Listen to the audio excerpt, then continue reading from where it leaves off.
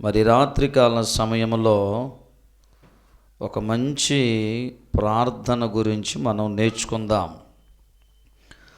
ఆ ప్రార్థన గురించి మనం నేర్చుకునేటప్పుడు ఆ ప్రార్థనలో ఉన్న కొన్ని విషయాలు మనము జాగ్రత్తగా ఆలోచన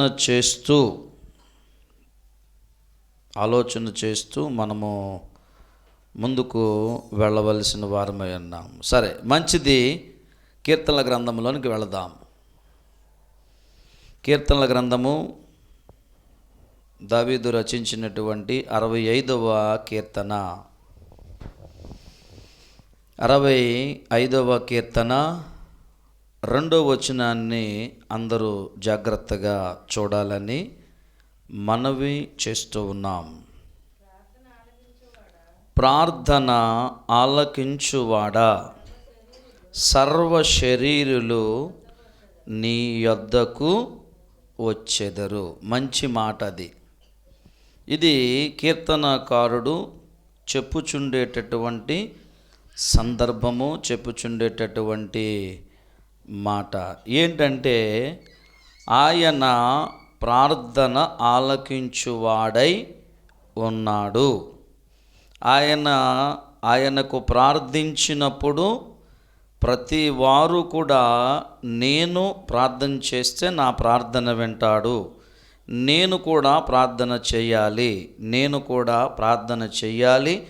దేవుని దగ్గరకు వెళ్ళాలి, దేవుని సముఖములోనికి వెళ్ళాలి, ఆయనతో మమేకం అవ్వాలి, ఆయనతో కలిసి నేను జీవించే ఉండాలి అని ప్రతి వారు కూడా ఆశపడుతూ ఉంటారు. అయితే ప్రారంభంలో ప్రార్థన ఆలకించువాడా అని కీర్తనకారుడు మనవి చేస్తూ ఉన్నాడు. ప్రార్థన ఆలకించువాడా, సర్వ శరీరులు నీ యొద్దకు వచ్చెదరు అని అంటున్నాడు. అయితే ఆయన ప్రార్థన ఆలకించువాడై ఉన్నాడు. మరి పరిశుద్ధ లేఖనములలో, పరిశుద్ధ గ్రంథములో ఒక వ్యక్తి ప్రార్థన చేస్తూ ఉన్నాడు, ఒక వ్యక్తి అభ్యర్థన చేస్తూ ఉన్నాడు, ఆ వ్యక్తి మనవి చేస్తూ ఉన్నాడు, ఆ వ్యక్తి ప్రార్థన చేసేవాడిగా మనకు ఈ రాత్రి దేవుని లేఖనములలో మనకు కనబడబోతూ ఉన్నాడు. గనుక ఆ వ్యక్తి ఎవరో అనేది మనము మొదటి దినవృత్తాంతంలో గ్రంథములోనికి మనం వెళదాం. చాలా క్లుప్తముగా వీలైతే 15 నిమిషాలు లేదా 20 నిమిషాలలో వాక్య భాగాన్ని ముగించుకోవలసిన వారమై ఉన్నాం. ఆ వ్యక్తిని మీకు చూపించి ఏం ప్రార్థన చేశాడు, ఎలా చేశాడు అనేది కొన్ని విషయాలు మనం కూడా నేర్చుకొని మనం కూడా అలా దైవికంగా ప్రార్థనలో ఎదిగేవారుగా ఉండాలని ఈ మాటలు మీకు ప్రేమతో మనవి చేస్తూ ఉన్నాం. 4వ అధ్యాయంలోకి రండి. 4వ అధ్యాయంలోనికి వచ్చినట్లయితే 9వ వచనాన్ని 10వ వచనాన్ని కలిపి చదవండి. మొదటి దినవృత్తాంతముల గ్రంథము 4వ అధ్యాయము. ఎబ్బేజు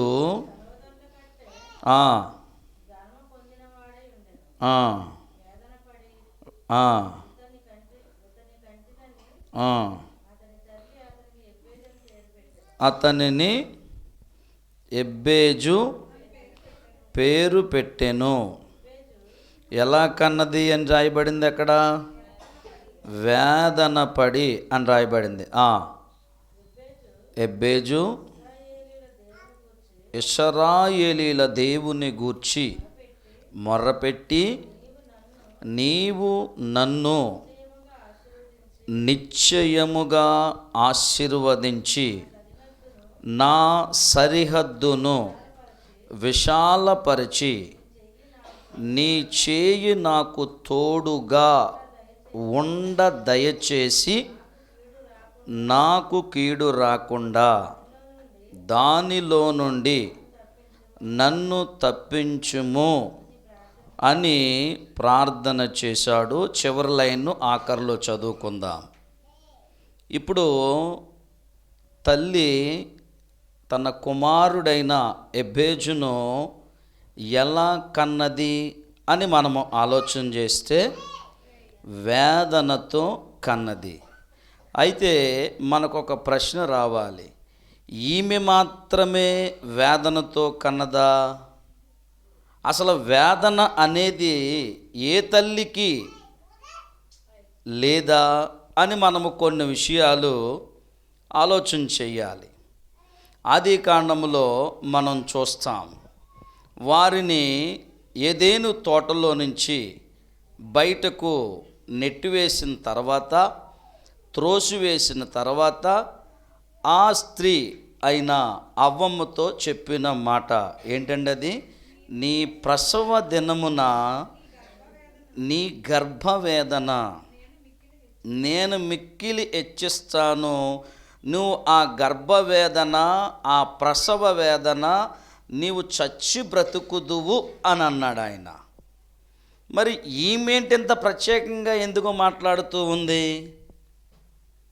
అంటే, ఈమె గురించి ఇంకా మరలా ఎక్కడా ఎప్పుడూ రాయబడలేదు, ఈయన గురించి ఇంకెక్కడా కూడా ప్రస్తావన లేదు నాకు తెలిసినంత మట్టుకు. ఈ 2 వచనాలతోనే అక్కడ ముగింపు అయినట్లుగా నేను చదివిన విషయాన్ని మీతో పంచుకుంటున్నాను. ఇప్పుడు అతని తల్లి తన కుమారుని విషయంలో ఒకవేళ పిల్లలు లేరేమో, ఈ రకంగా కూడా మనం ఆలోచన చేయాలి. ఒకవేళ పిల్లలు కనలేనటువంటి పరిస్థితి ఏమో, ఒకవేళ గుడ్రాలేమో, ఒకవేళ అన్నా లాంటి జీవితం కలిగి ఉన్నదేమో అని మనము ఒక విషయాన్ని గురించి మనము ఆలోచన చేసినప్పుడు, కొన్ని ప్రశ్నలు మన మనసులోనికి వచ్చినప్పుడు దానికి ఆన్సర్ దొరుకుతుంది. ఈమె గురించి ఇంకెక్కడా రాయబడను లేదుగా నేను చూశాను. అయితే ఇప్పుడు ఆమె ఏం చెప్తుంది తన కుమారుని గురించి చూడండి, అక్కడ రాయబడుతూ ఉన్నమాట. ఎబ్బేజు అనగా కింద పుట్నోట్లో రాయబడింది ఎబ్బేజు, దానికి అర్థము వేదన పుత్రుడు, తన సహోదరుల కంటే ఘనత పొందినవాడై ఉండెను అని రాయబడతా ఉంది. అదేంటి వేదన పుత్రుడు అని రాయబడుతుంది, వేదనతో కన్నాను అని అంటుంది. మరి ఈ మాట ఎందుకు అలా చెప్పగలుగుతూ ఉంది అనేది మనం కొంచెం క్రిందకి వెళ్ళి జాగ్రత్తగా ఆలోచన చేయగలిగితే, వేదన పడి ఇతనిని కంటినని అతని తల్లి అతనికి ఎబ్బేజు అని పేరు పెట్టెను. అయితే ఈమె ఇదంతా జరిగిన తర్వాత ఈ మాటలు రాయబడ్డాయి. ఘనత పొందినవాడు అని రాయబడతా ఉంది. ఘనతగా పొందినటువంటి బిడ్డగా ఇప్పుడు ఆమె ఈ పరిస్థితులు, వేదన అయిపోయింది, శోధన అయిపోయింది, ఇబ్బంది కాలం అయిపోయింది. ఇప్పుడు అతను ఘనత పొందిన వాడిగా ఉన్న విషయాన్ని ఇప్పుడు ఆమె తన మాటల్లో తన కుమారుని గురించి వివరిస్తూ ఉంది. ఇప్పుడు ఏ తల్లిని పలకరించినా ఆమె చెప్పేటటువంటి వేదన, నా కుమారుణ్ణి నేను ఇలా కన్నాను, ఈరోజు నేను క్షేమంగా నేను, నా కుమారుడు, నా కుమార్తె ఉన్నాము. ఆమెన్, హల్లెలూయా. ఆ రీతిగా ఆమె ఆ విధానములో ఆ తల్లి చెప్తూ ఉన్నది. అయితే ఇప్పుడు తన మనసులో అనేకమైన ఆలోచనలు వచ్చాయి. ఎవరికి? ఈ వేదన పుత్రుడికి. ఏంటి, నా తల్లి నన్ను అంత వేదన పడి కన్నదా? అయితే మీకు ఒక మంచి విషయాన్ని చెప్పే ప్రయత్నం నేను చేస్తాను. అయితే కుమారుడు మాట వినలేదనుకోండి, కుమార్తె మాట వినలేదనుకోండి, ఇప్పుడు తల్లి ప్రక్కన కూర్చోబెట్టుకుని లేదా చక్కగా భుజం మీద వేసుకుని, అమ్మా నేను ఇలా నిన్ను కన్నాను, ఇలా పెంచాను, నిన్ను ఇలా చూసుకుంటున్నాను, అల్లారు ముద్దుగా చూసుకుంటున్నాను, నువ్వు అలా ఉండకూడదు, ఇలా ఉండకూడదు, జాగ్రత్తగా ఉండాలి, నువ్వు ఎంత క్లిష్టమైన పరిస్థితుల్లో నిన్ను పెంచానో, నిన్ను ఎంత బాధాకరమైన పరిస్థితుల్లో నిన్ను పెంచానో, నిన్ను ఎంత వేదనతో పెంచానో, నువ్వెంత వేదనతో జన్మించావో, నేను ఎంత ప్రసవ వేదన అనుభవించానో నువ్వు అర్థం చేసుకోవంటే మంచి పిల్లలు అర్థం చేసుకుంటారు. ఆమెన్. అవునంటారా కాదంటారా? మంచి పిల్లలైతే అర్థం చేసుకుంటారు. అయితే ఇప్పుడు తన కుమారుడైన ఎబ్బేజు ఆ వేదన గురించి, ఆ తన తల్లి పడినటువంటి దుఃఖము గురించి, తన తల్లి అనుభవించిన శ్రమను బట్టి, అతని తల్లి బాధింపబడిన పరిస్థితులను గుర్తు చేసుకుని, అయ్యో నేను వేదన పుత్రుడను, నేను ప్రసవ వేదనలో ఎంతో వేధించి జన్మించాను, అందుకే నా తల్లి ఇలాంటి పేరు పెట్టి నన్ను పిలిచినది, ఇటువంటి పేరు నాకు నామకరణం చేసింది అని ఎన్నో ఆలోచనలు ఎబ్బేజుకు తన మనసులో కలిగి ఉంటాయి. అవునంటారా కాదంటారా?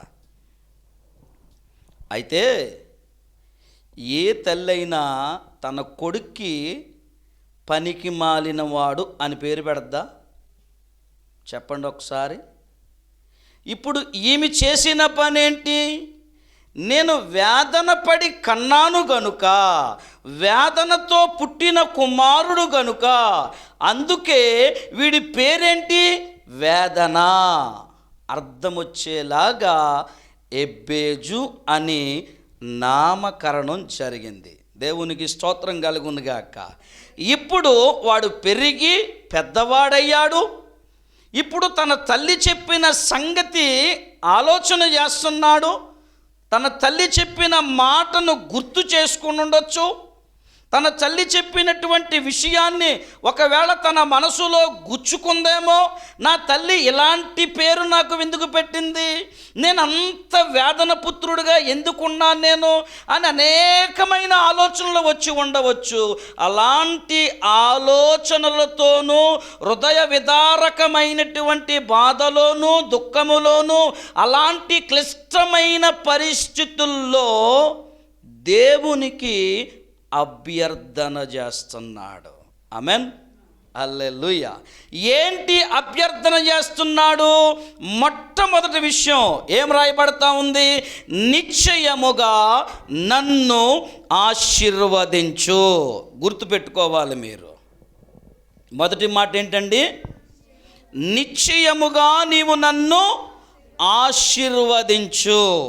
ఇలాంటి ప్రార్థన మరో వ్యక్తి కూడా చేస్తున్నాడు. ఎవరండి ఆయన? రాత్రంతా పెనుగులాట. అతడి ప్రార్థన ఎలా ఉంది? తల లేదు, తోక లేదు. అంతే, నేను పెట్టే పేర్లు అవే అలాగే ఉంటాయి. ఎందుకు తల లేదు, తోక లేదు? నీవు నన్ను ఆశీర్వదించు. మీరు గమనించండి, వాక్యాన్ని ఇంటికి వెళ్ళిన తర్వాత చదివే ప్రయత్నం చేయండి. నీవు నన్ను ఆశీర్వదించు, నీవు నన్ను ఆశీర్వదించు. ఈ 3 ముక్కలే, నీవు నన్ను ఆశీర్వదించు. ఇప్పుడు దేవుడు అంటున్న మాట ఏంటి? నేను నిన్ను ఆశీర్వదిస్తా. నీవు ఎవడివి? నువ్వు ఎవరు? నీ పేరేంటి? నీ ఊరేంటి? నీ కేర్ ఆఫ్ అడ్రస్ ఏంటి? నీ పోస్టల్ అడ్రస్ ఏంటి? నువ్వే మండలానికి చెందిన వాడవు? ఏ గ్రామానికి చెందిన వాడవు? అసలు నువ్వు ఎవరివి? నేను దీవిస్తాను, రైట్, నేను దీవిస్తాను, దీవిస్తాను, దీవిస్తాను, ఆశీర్వదిస్తాను. నువ్వు ఎవరు?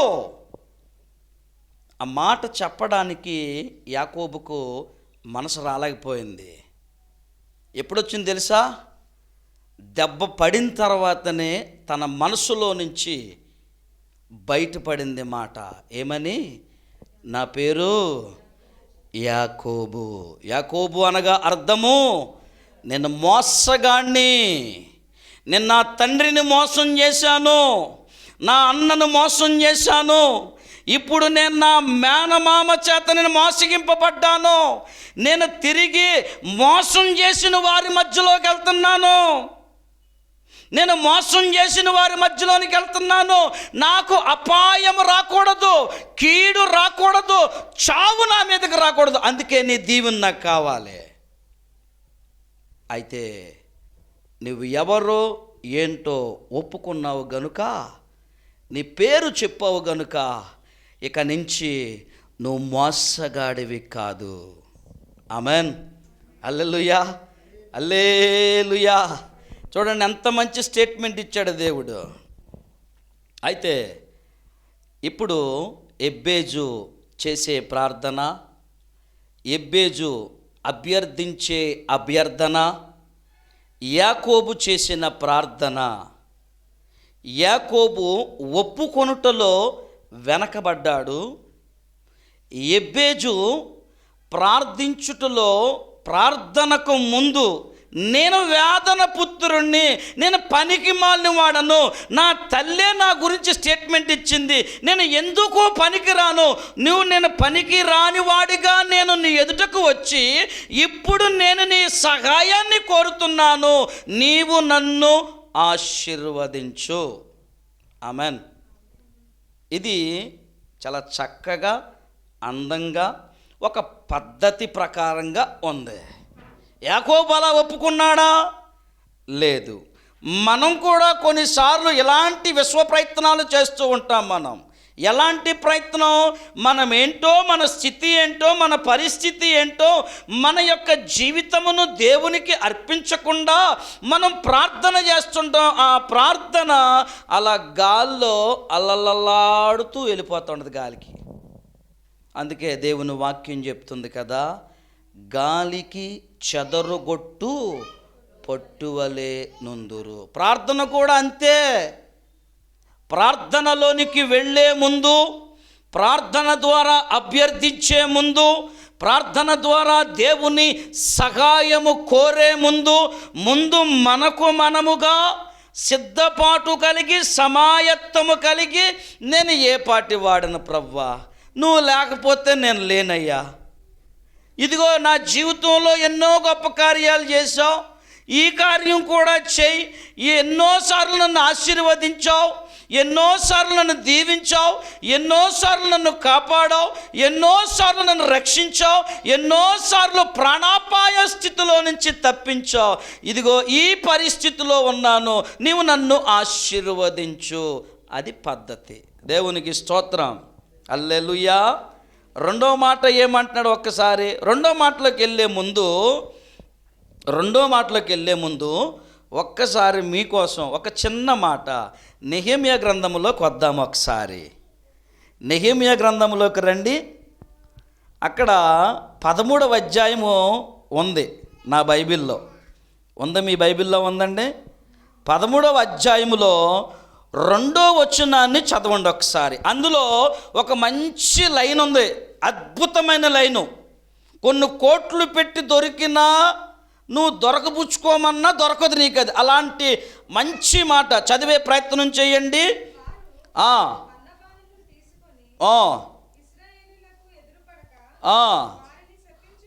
చొక్క ఫుల్ స్టాప్ తర్వాత చదవండి. అయినను మన దేవుడు ఆ శాపమును ఆశీర్వాదముగా మార్చెనని రాయబడినట్టు కనబడెను. దేవునికి స్తోత్రం. హల్లెలూయా. ఇప్పుడు వేదన పుత్రుడే, బాధలో పుట్టినవాడే, తన తల్లి పనికి మాలిన వాడిగానే పేరు పెట్టింది. ఇది వేదన వేదన వేదన వేదన అని తన కుమారునికి అర్థం వచ్చేలాగా ఎబ్బేజు అని పేరు పెట్టింది. ఇప్పుడు నేను ఇలాంటి వాడినంట ప్రభువా, నా తల్లి నన్ను అంది, నా తల్లే నన్ను ఇలాంటి స్టేట్మెంట్ ఇచ్చింది, నా తండ్రే ఇలాంటి స్టేట్మెంట్ ఇచ్చింది. ఈరోజు నీవు నేను కూడా సమాజంలో తల్లిదండ్రులు పిల్లల విషయంలో ఏమని స్టేట్మెంట్ ఇస్తున్నారు తెలుసా? నువ్వు పనికి మాలిన వాడవరా, నువ్వెందుకు పనికి రాని దానివరా, నువ్వెందుకు అనవసరం, నీ జీవితం నీ బ్రతుకు అనవసరం అని చాలామంది అన్నారండి. నేను ఆ మాటలు విన్నాను. అయితే ఈ రాత్రి అలాంటి పరిస్థితుల్లో నీ జీవితం ఎక్కడైనా సతమతమవుతున్నావా, నలిగిపోతున్నావా? నలిగిపోతే నా దేవుడు ఒక మంచి మాట నీకు ఇస్తున్నాడు. చూద్దామా మాట ఏంటి తెలుసా? అది మన దేవుడు ఆ శాపమును ఆశీర్వాదముగా మార్చే దేవుడు. ఆమెన్. హల్లెలూయా. వేదనను ఇప్పుడు ఈయన జీవితంలో ఆశీర్వాదంగా మారబోతుంది. ఇప్పుడు ఈయన మొదటి అభ్యర్థన ఏంటి? నీవు నన్ను ఆశీర్వదించు. ఎలా అంటున్నాడు? సగం సగం కాదు, నిశ్చయంగా, పరిపూర్ణముగా, సఫిషియెంట్గా, 100% నిశ్చయముగా నీవు నన్ను ఆశీర్వదించు. నేనేంటో నీకు మొర్రపెట్టాను, నా పరిస్థితి ఏంటో నీకు చెప్పాను, నేను ఎలాంటి వాడినో నేను నీకు చెప్పాను. నేను మంచోడినో చెడ్డోడినో పనికిమాలిన వాడను, నా తల్లి నన్ను ఇలా అన్నది, నేను వేదన కలిగిన వాడను, వేదన పుట్టించే వాడనని నా తల్లి నాకు నామకరణం చేసింది కనుక ఇప్పుడు నా పరిస్థితి ఏంటో నీకు అప్పగించేశాను. నా జీవితం నీకు నీ ఎదుట తెరిచిన పుస్తకంలా పెట్టాను. నిశ్చయముగా నన్ను ఆశీర్వదించు. ఆమెన్, హల్లెలూయా. అప్పుడు ఆయన ఏం చేస్తాడు తెలుసా? ఆ శాపమును, ఆ బాధను, ఆ దుఃఖమును, ఆ పరిస్థితి అంతటినీ కూడా పరిశీలన చేసి ఆశీర్వాదంగా మారుస్తాడు. ఆమెన్, హల్లెలూయా. ఆశీర్వాదంగా మారుస్తాడు. రెండవ మాటలోకి వెళదామా? రెండవ మాట ఏం చెప్తూ ఉన్నాడు చూడండి. రెండవ మాట, నీవు నన్ను నిశ్చయముగా ఆశీర్వదించు. రెండవ మాట ఏంటది? నా సరిహద్దును విశాలపరచు. నా సరిహద్దులు విశాలపరచు. ఎందుకంటే నేను నీ సరిహద్దుల్లో ఉన్నాను. నీ సరిహద్దుల్లో నేనున్నాను. నీ సరిహద్దులు దాటకుండా నేనున్నాను. నా జీవితాన్ని నీకు అప్పగించిన వాడిగా నేను నీ ఎదుట నేను ఉన్నాను. నా పరిస్థితి నేను నీకు చెప్పిన వాడిగా ఉన్నాను. అయితే బైబిల్ గ్రంథంలో మీరు గమనించాలి, బైబిల్ గ్రంథంలో కొంతమంది ఆయన సరిహద్దులు దాటి వెళ్ళిపోయారు తెలుసా? ఏమండి, ఆయన సరిహద్దులు దాటి వెళ్ళిపోయారు. ఎగ్జాంపుల్ ఇశ్రాయేలు ప్రజలు, ఎగ్జాంపుల్ ఆకాను, ఎగ్జాంపుల్ గెహాజీ, ఎగ్జాంపుల్ ఇంకా ఎవరున్నారు? ఇంకా చాలామంది ఉన్నారు. అననీయ, సర్పేరా, వీళ్ళందరూ కూడా ఏం చేశారు? వాళ్ళు సరిహద్దులో ఉండండి, మీరు ఇక్కడే ఉండండి, మీరు చెప్పింది మాత్రం చేయమన్నారు. వీళ్ళు ఏం చేశారు? కొంచెం ఎగస్ట్రాలు చేశారు. ఏం చేశారండి వాళ్ళ? కొంచెం ఎగస్ట్రాలు చేశారు. దేవునికి నచ్చందే అది. ఆయన ఏం కోరుతున్నాడు మన యొద్ద నుంచి? ఆయన మన దగ్గర నుంచి కోరుకునేదేంటి? నీ బంగారం అడుగుతున్నాడా? నీ ఆస్తిపాస్తులను అడుగుతున్నాడా? ఆ బలిని అడుగుతున్నాడా? ఏమడుగుతున్నాడు? విరిగి నలిగిన హృదయమే నాకు కావాలి, అదే నాకిష్టమైన బలి. సరిహద్దులు విశాలపరచు, సరిహద్దులను విశాలపరచుము. మూడవదిగా ఏమని సెలవిస్తూ ఉన్నాడు? మూడవదిగా నీ చేయి నాకు తోడుగా ఉంచు. ఏంటంటే అది? నీ చేయి నాకు తోడుగా ఉంచు. మరి ఆయన చేయి మనకు కూడా తోడుగా ఉండాలి, మనకు కూడా తోడుగా ఉండాలి. నాలుగో మాట ఏమంటున్నాడు? ఏ కీడు రాకుండా నన్ను తప్పించుము, నన్ను తప్పించుము. దేవుని స్తోత్రం కలుగునుగాక. హల్లెలూయా. అయితే ఒక్కసారి మొదటి రాజుల గ్రంథంలోకి వెళదాం. మొదటి రాజుల గ్రంథము 8వ అధ్యాయము. 8వ అధ్యాయము. అక్కడ ఒక గొప్ప సేవకుడు కనబడతాడు. ఒక మంచి సందర్భం మనకు కనబడుతుంది. చూడండి ఒక్కసారి. ఆయన చేయి తోడుగా సహాయంగా ఎలా ఉంటుందో మనకు అక్కడ కనబడుతుంది. చూసే ప్రయత్నం చేయండి. 46వ వచనం. పాపము చేయనివాడు ఒకడు. 18వ అధ్యాయము మన్నించాలి. యెహోవా 18వ అధ్యాయము 46వ వచనం.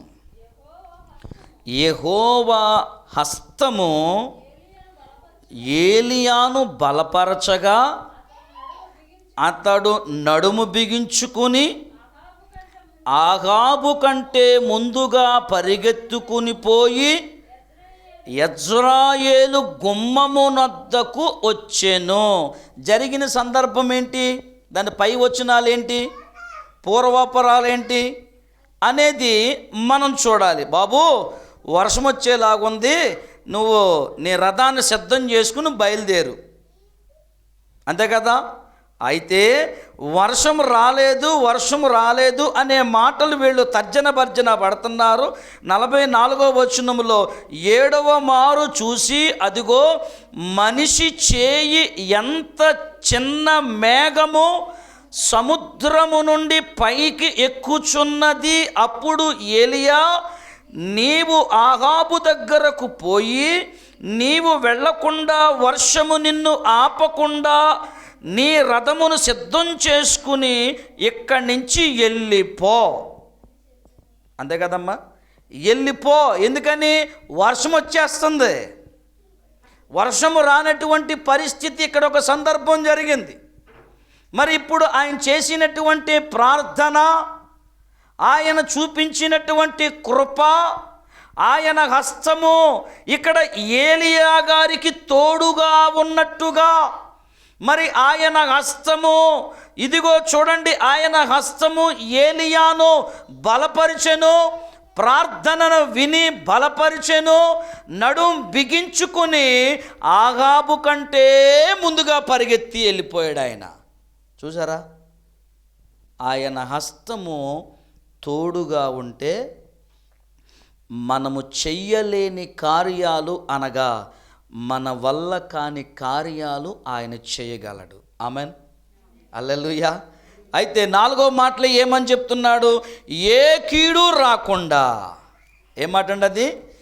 ఏ కీడు రాకుండా నన్ను తప్పించుము. ఎంత మంచి మాట అండి అసలు అది. ఏ కీడు రాకుండా నన్ను తప్పించుము. ఈ మాట మత్తయి సువార్తలో మనకు కనబడుతుంది. చూద్దామా ఒక్కసారి వెళదాం. ఒక్కసారి చిన్నగా నెమ్మదిగా ప్రశాంతంగా మనం వెళితే మనకు అక్కడ కనబడద్ది. 6వ అధ్యాయము 13వ వచనము. 6వ అధ్యాయము 13వ వచనము. మీరు లోకమునకు, ఏమండి, మత్తయి సువార్త 6:13, మమ్మును శోధనలోనికి తేక. ఎస్, దేవునికి స్తోత్రం కలుగునుగాక. ఇప్పుడు ఆయన అభ్యర్థన ఏంటి? మొదటి అభ్యర్థన ఏంటండి అమ్మ లక్కే? మొదటి అభ్యర్థన ఏంటి? ఏమని ప్రార్థన చేశాడు ఎబ్బేజు? నిశ్చయంగా ఆశీర్వదించు. రెండవ అభ్యర్థన, నా సరిహద్దులను విశాలపరచు. నా సరిహద్దుల్లోకి ఎవడో రావడానికి లేదు. మూడవ అభ్యర్థన ఏంటి? నీ చేయి, నీ హస్తము నాకు తోడుగా ఉండాలి. 4వ అభ్యర్థన ఏమన్నాడు? నాకు ఏ కీడు రాకూడదిక. ఎందుకని? నేను నీ సహాయం కోరుతున్నాను, నేను నీకు అభ్యర్థన చేస్తున్నాను, విన్నపము తెలియజేస్తున్నాను, మనవి చేస్తున్నాను, ప్రార్థన చేస్తున్నాను, మొర్ర పెడుతున్నాను. ఎందుకంటే నీ ఎదుట నా జీవితం ఏంటో నీకు చూపించాను. తెరిచిన పుస్తకంలాగా నా హృదయాన్ని చూపించాను. నా హృదయాన్ని నీకు తెరిచి చూపించి, ఇదిగో నా పరిస్థితి ఇది, నా యొక్క వేదన ఇది, నా బాధ ఇది, నా సమస్య ఇది, అందును బట్టి నీవు నన్ను నిశ్చయంగా ఆశీర్వదించాలి. ఇదిగో నీవు నా సరిహద్దులను విశాలపరచాలి, నీ చేయి నాకు తోడుగా ఉండాలి, ఏ కీడు నాకు రాకుండా ఉండాలి. అయితే లోకాసు వార్తలో ఒక మాట ఉంది, చూద్దామా? లోకాసు వార్తలోకి వెళ్ళి ఒక మంచి మాట. మొదటి అధ్యాయము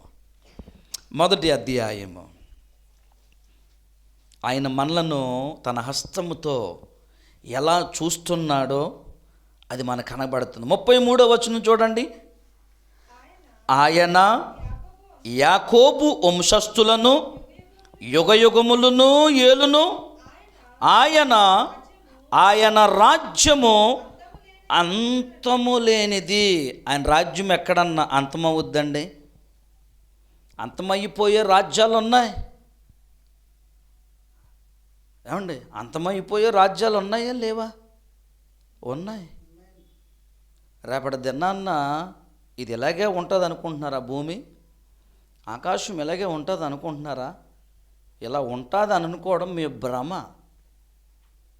దేవుని వాక్యం చెప్తుంది, ఆకాశము భూమి లయమైపోవును. ఉండదిక, ఇది ఉండదిక.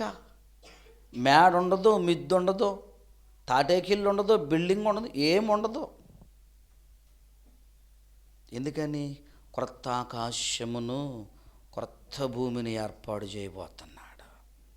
ఆయన రాబోతున్నాడు ఆయన.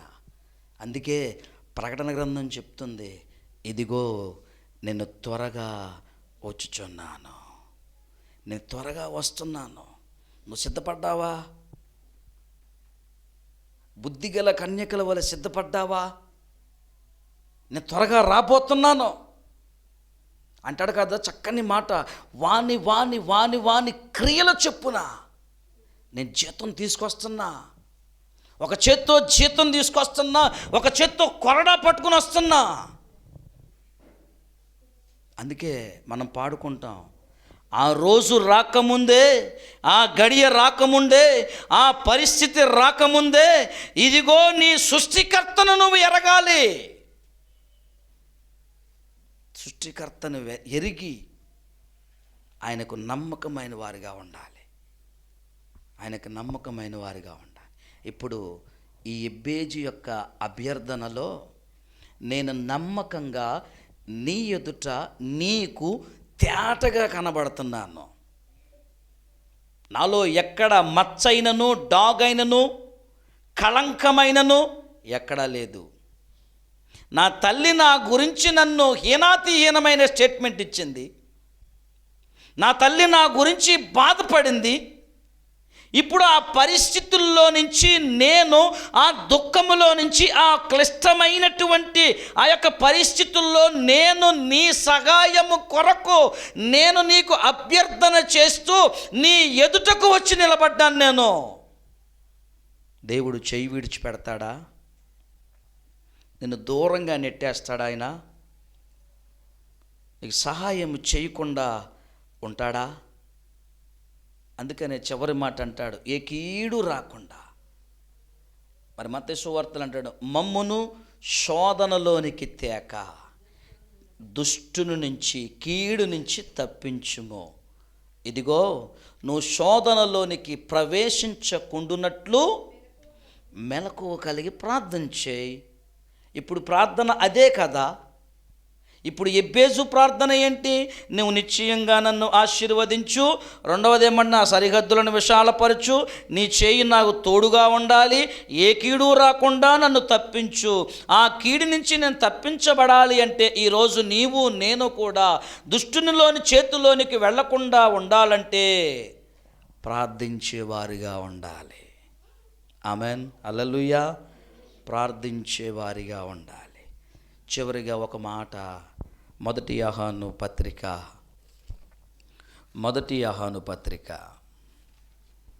5వ అధ్యాయము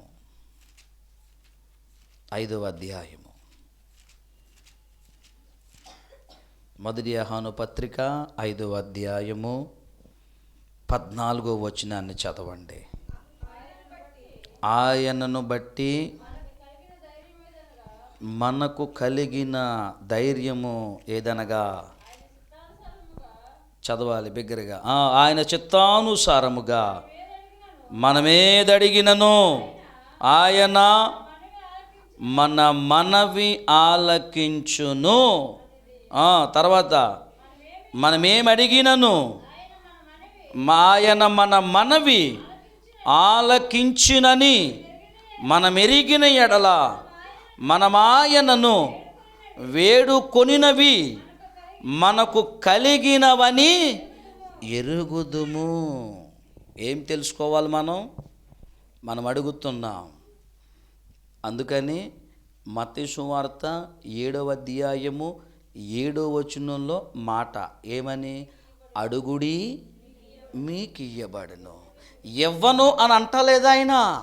ఏమండి, ఇలా వినాలి పిల్లలు, అడగండి ఇస్తాను, అడగకుండా మాత్రం నేను అసలు ఇవ్వను. ఇప్పుడు మీ అమ్మను కానీ నాన్న కానీ చాక్లెట్టో, పెన్సిలో, పెన్నో, స్కేలో లేదా స్లేటో కావాలంటే ఏం చేస్తాం? తండ్రికి భయపడి తల్లిని జాయిగా అడుగుతాం. మా బ్లెస్సీలాగా వెళ్ళి అమ్మ డాడీకి చెప్పు ఈ పుస్తకం కావాలి, అమ్మ ఈ ప్రాజెక్ట్ చెయ్యాలని. ఇప్పుడు మనం ఏం తెలుసుకుంటున్నాం? మనం అడగాలి. అడగకుండా ఉంటే అన్నిటికీ మొహమోసిపోతాం మనం, అంతే కదా? బ్లెస్సీ అంతేనా? అడగకపోతే అన్నిటికీ మొహమోసిపోతాం. అందుకని ఏం చెయ్యాలి? ఏది కావాలో ఉంటే ఇస్తాం, లేదంటే లేదు. కానీ యేసయ్యని అడిగితే మాత్రం ఇవ్వకుండా మానడు. ఆమెన్, హల్లెలూయా. అందుకనే ఈ 14వ వచనము 15వ వచనము చాలా స్పష్టంగా చెప్తుంది. ఏమని? ఆయనను బట్టి మనకు కలిగిన ధైర్యం ఏదనగా, ధైర్యం ఏంటి? ఏమండే, ఆయనను బట్టి మనకు కలిగే ధైర్యం ఏంటి? మనకు ధైర్యం ఏంటంటే, నా వెనకాల మా బాబు ఉన్నాడు, అంతే కదా? అవునా కాదా? వెనకాల మా అమ్మ ఉందా, మా అమ్మ బాబు గురించి చెప్పబోని ఏమంటాం? మా అన్నయ్య ఉన్నాడో ఏమనుకుంటున్నారు మీరు, అంతేనా? ఇప్పుడు చూడండి, మనకు కలిగే ధైర్యం ఏంటి? ఆయన చిత్తానుసారముగా మనము ఏది అడిగినను ఆయన మన మనవి ఆలకించుననేదే అని రాయబడింది. అయితే ఇక్కడ మనం నేర్చుకునేటటువంటి ఈ అంశంలో ఎబ్బేజు ప్రార్థన చూడండి ఎంత ధైర్యంగా అడుగుతున్నాడు. చూడండి, నేను దేవుని ఎదుట ఆయన చిత్తానుసారంగా నేను ఆయన కనబడుతున్నాను. అందుకే మీకు ఒక మాట గుర్తు చెయ్యాలని నేను ఎంతో ఆనందపడుతున్నాను. హిజ్కియా తెలుసుగా మీకు? ఏమండే, హిజ్కియా తెలుసా? మీ చుట్టాలు ఎవరో కాదు, వాక్యంలో ఉన్న ఆయన ఏమని ప్రార్థన చేశాడు చెప్పండి ఒకసారి. కృపతో నన్ను జ్ఞాపకం చేసుకో. దాని ముందు ఇంకొక మంచి మాట ఉంది, నీ సన్నిధిలో నేనెట్లా నడుచుకున్నానో, నేను ఎట్లా జీవించానో, నేను నీ సన్నిధిలో ఎలా ఉన్నానో, నీ దగ్గర నేను ఎలా ఉన్నానో, నీతో నేను ఎలా మాట్లాడుతున్నానో, నీతో నేను ఎలా జీవిస్తున్నానో, నీతో నేను ఎలా సహవాసం కలిగి ఉన్నానో, నీకు నాకు ఉన్న బంధము ఎవ్వరూ విడదీయలేనిది. అంత సహవాసం కలిగినప్పుడు, అంత బంధం కలిగినప్పుడు, అంత ప్రేమ అభిమానాలు కలిగినప్పుడు నేను నీతో మాట్లాడుతున్నాను, నువ్వు నాతో మాట్లాడుతున్నావు. మధ్యలో ఈ శ్రమ ఏంటి? నన్ను పరీక్షిస్తాక, సరే నువ్వు నన్ను పరీక్షిస్తున్నావు కదా, నువ్వు నన్ను శోధిస్తున్నావు కదా, అయితే తన ముఖమును గోడ వైపుకు త్రిప్పుకొని నేను నీ సన్నిధిలో ఎట్లా నడుచుకుంటునో, ఎట్లా జీవించుతునో కృపతో జ్ఞాపకం చేసుకో. కృప అనగానే వెంటనే ఆయన ఫ్లాట్ అయిపోతాడు. తెలుసా మీకు ఆ సంగతి? ఆమెన్ చెప్పండి. హల్లెలూయా. మన పిల్లలు మనకి అమ్మా నువ్వెంత మంచిదానివమ్మా అనేటప్పటికీ లోపల పొంగిపోయి ఎక్కడ లేని పప్పలన్నీ తీసుకొచ్చి పిల్లల ముందేస్తారు. ఆయన ఏం చేస్తాడో తెలుసా? మనం ప్రార్థన చేసి, దేవా నువ్వెంత మంచి దేవుడవయ్యా, నువ్వెంత మంచి దేవుడవయ్యా, ఈ లోకంలో గొప్పవాడు ఎవ్వరు లేరు, నీవు మాత్రమే గొప్పవాడవు, నీవు మాత్రమే శక్తిమంతుడవు, నీవు మాత్రమే సహాయము చేయగలవాడవు. అందుకనే కీర్తనాకారుడు ఏమని ప్రార్థన చేస్తున్నాడు తెలుసా? ఏమని మొర్రపెడుతున్నాడు తెలుసా? 121వ కీర్తనలో, కొండల తట్టు నా కన్నులెత్తుచున్నాను, నాకు సహాయము చేయువాడెవడు? నాకు సహాయము ఎక్కడి నుండి వచ్చును? నాకు ఎవరైనా సహాయం చేసేవాళ్ళు ఉన్నారా? నేను కొండల తట్టు చూస్తున్నాను, అక్కడ ఎవరైనా ఉన్నారా? నాకు అక్కడ ఉన్నది నువ్వే. అక్కడ ఉంది నువ్వే. ఎందుకంటే నువ్వెంత బలాఢ్యుడివో, ఎంత బలము కలిగిన వాడవో, నువ్వెంత శక్తి కలిగిన వాడవో నాకు తెలుసు. భూమి ఆకాశములను సృజించిన వాడవు నీవే. ఆమేన్, హల్లెలూయా.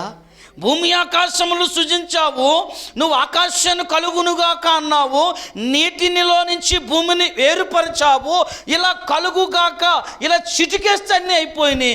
ఇప్పుడు నీవు నాకు సహాయము మాట మాత్రం సెలవిస్తే చాలు. ఆమేన్. నువ్వు ఒక్కసారి అలా చిటికేస్తే నా జీవితం మారిపోద్ది. నువ్వు ఒక్కసారి నీ చల్లని చూపు, నీ దయగల చూపు, కృప కలిగిన చూపు, నీ కనుదృష్టి నా మీద ఉంచితే నా జీవితం అలా టక్కన మారిపోద్ది నాయన. ఏమండి, ఈ సందర్భంలో ఒక వ్యక్తి గుర్తుకొస్తున్నాడండి. చెప్పమంటారా? శతాధిపతి ఏమన్నాడండి యేసు ప్రభు వారి దగ్గరికి వచ్చి, అయ్యా నా ఇంటికి మీరు రావడానికి, అయ్యా మీరు మా ఇంటికి రావడానికి నేను యోగ్యుణ్ణి కాదు. నేను కూడా శతాధిపతిని, కొంతమంది సైన్యానికి నాకు అధికారం ఉంది. ఒకడు రమ్మంటే వస్తాడు, పొమ్మంటే పోతాడు. ఈ లోకంలో ఉండేటటువంటి స్టేటస్ నేను కలిగిన వాడనే. అయినప్పటికీ నేను అర్హత లేనివాడను, యోగ్యత లేనివాడను. నా ఇంటికి రావడానికి నా మనసు ఒప్పట్లేదు, కానీ మాట మాత్రం సెలవే. మారు మాట్లాడకుండా, చూసారా, మాట ద్వారా స్వస్థత కలిగింది. ఇక్కడ అంటున్నాడు, చూద్దాం మరలా ఒక్కసారి. ఈ మాట చదువుతూ ఉంటే, ధ్యానం చేస్తూ ఉంటే అనేకమైన ఆలోచనలు దేవుడు బయలుపరుస్తున్నాడు. చూడండి, అక్కడ మన ధైర్యం ఏంటి? ఆయనే కదా మన ధైర్యం. నా కొండాయో నీవే, నా కోటాయో నీవే, నా తోడుయో నీవే, నా నీడాయో నీవే. అందరూ నన్ను విడచినా, ఇది ఎబ్బేసు కోసమే రాయబడింది ఈ పాట. అసలు సరిగా దీన్ని పాడుతూ ఉంటే, ఆలోచన చేస్తూ ఉంటే, నీవు నన్ను విడువనంటివే, అందరూ నన్ను విడచినా. ఈ పారాగ్రాఫ్లో ఈ 2 వచనాలలో ఆ 9వ వచనంలో తన తల్లి మాత్రమే చెప్తుంది. అక్కడ ఉన్నవారి గురించి ఎక్కడా రాయబడలేదు. అందరూ ఆఖరికి ఇక్కడ ఒక్క పాయింట్ ఏంటంటే, నా తల్లి నన్ను ఒక్క మాట అంది, ఏంటంటే వేదన పుత్రుడు, వేదన అంది. అయ్యా దేవుడా, ఆ మాట నన్ను గుచ్చుకుంది. అందుకే నేను నీ సహాయము కోరడానికి, నేను నీకు అభ్యర్థన చేయడానికి వచ్చాను. నిశ్చయంగా నువ్వు నన్ను ఆశీర్వదించు. నేను ఎలాంటి వాడినంటే, వేదన కలిగించి నేను కన్నది నా తల్లి అని చెప్పింది. నేను అలాంటి వాడనా? నా పరిస్థితి అదా? మన ధైర్యం ఏంటి? చూడండి, అక్కడ రాయబడుతుంది, ఆయన బట్టి మనకు కలిగిన ధైర్యమేదనగా, ఆయన చిత్తానుసారముగా మనం ఏది అడిగినను. ఏమండి, అడిగేది కరెక్ట్గా అడగాలండి. పిల్లలు మన దగ్గరకు వచ్చి అడిగే విషయాన్ని, అమ్మా అని గారం చేస్తూ ఉంటారు. మీరు ఎప్పుడు చూసారో తెలియదు, కానీ నేను పిల్లల్ని గమనిస్తూ ఉంటాను. గారం చేస్తూ ఉంటారు, మారాబం చేస్తూ ఉంటారు. అప్పుడు తల్లి చూసి అంటాదే, హే ఏం కావాలి నీకు అసలు చెప్పు. అంతే కదా? ఎప్పుడైనా అందా మీ అమ్మలుగా?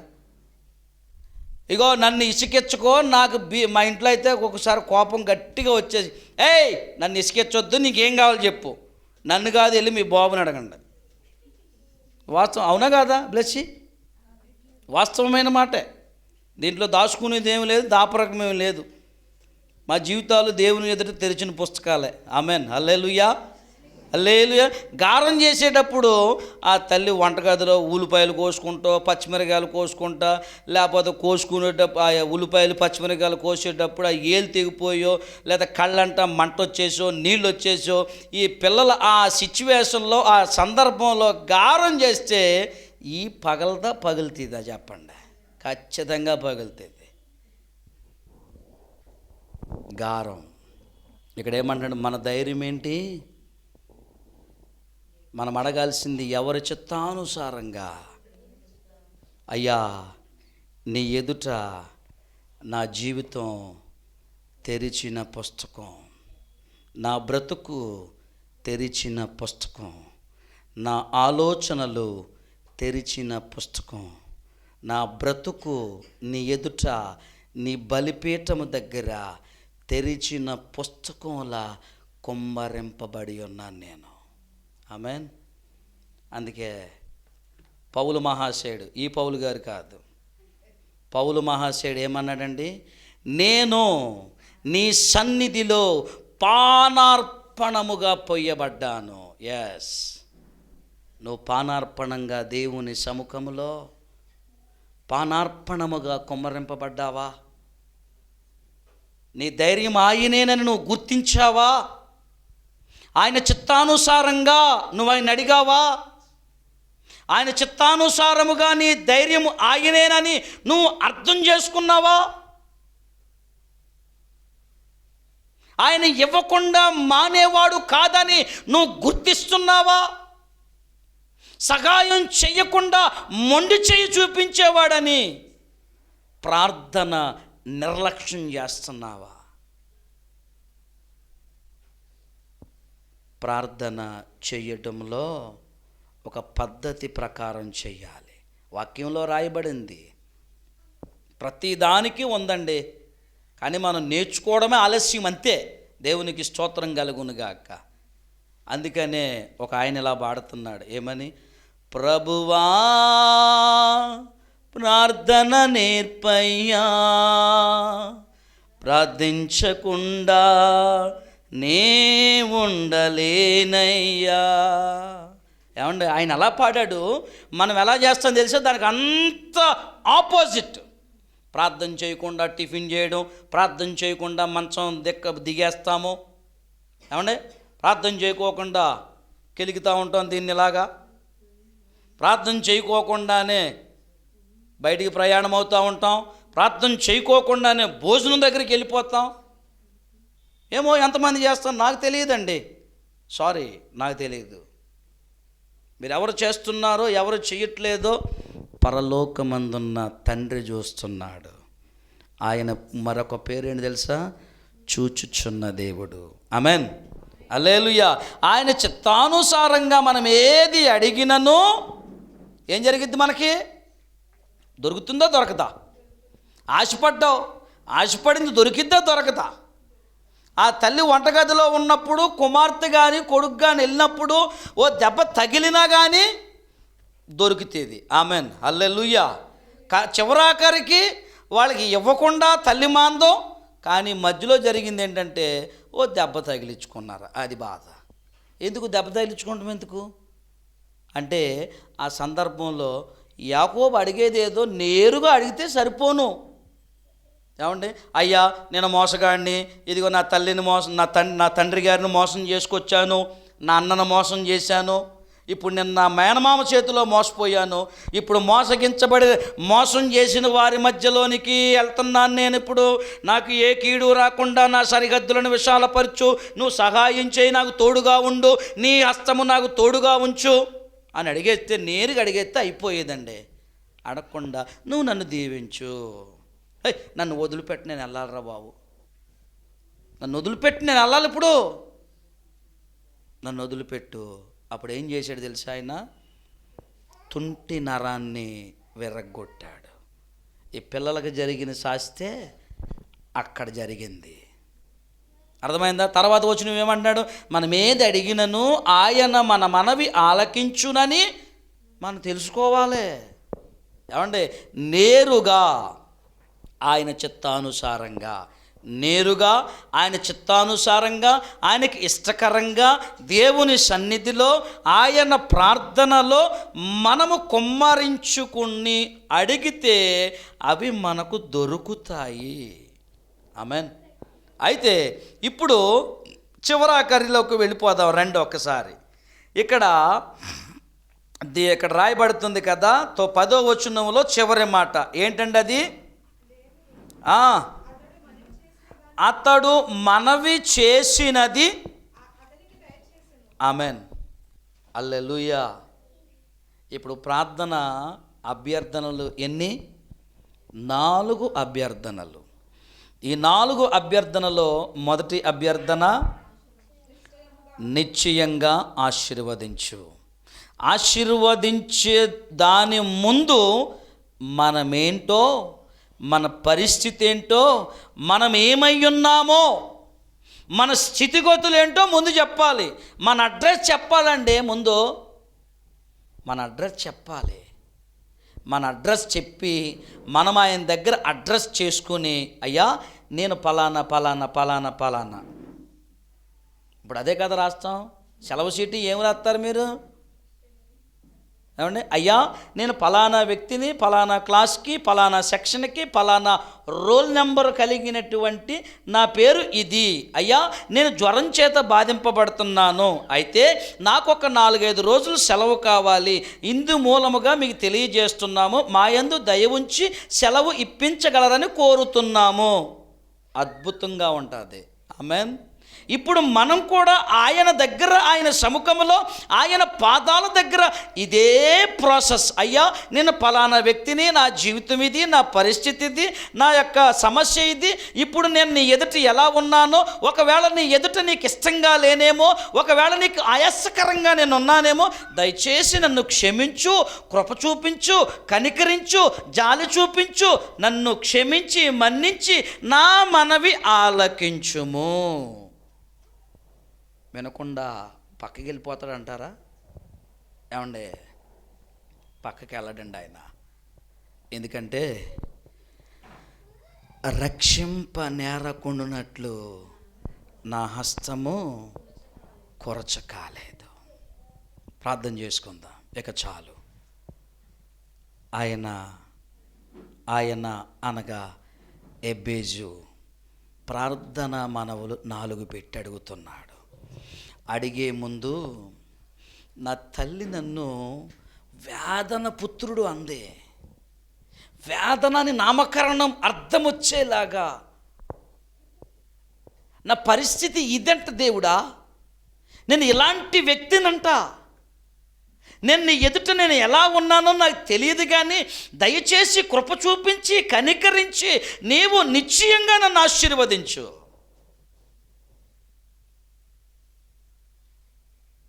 నాకు సహాయం చేయి,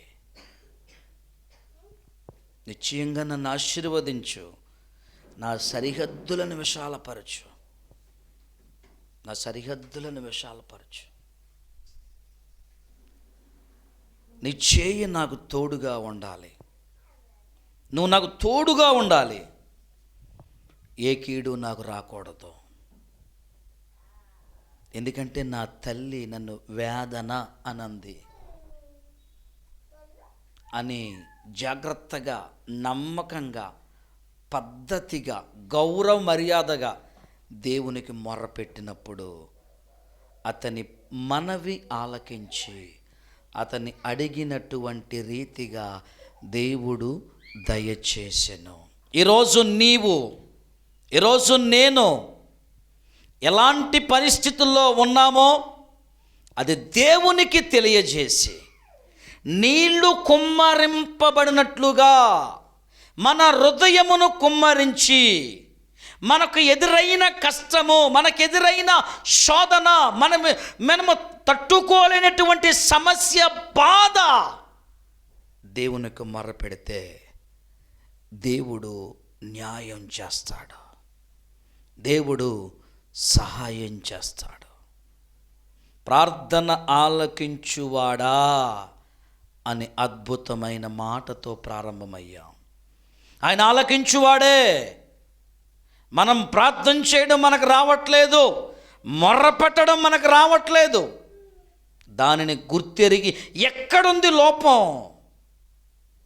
ఎక్కడుంది సమస్య, దాన్ని సరిచేసుకుని ఆయన పాదాల దగ్గర ముందుకెళితే ఆయన నీ మనవిని ఆలకించి నీకు సహాయము చేయగల నా దేవుడు గొప్పవాడు.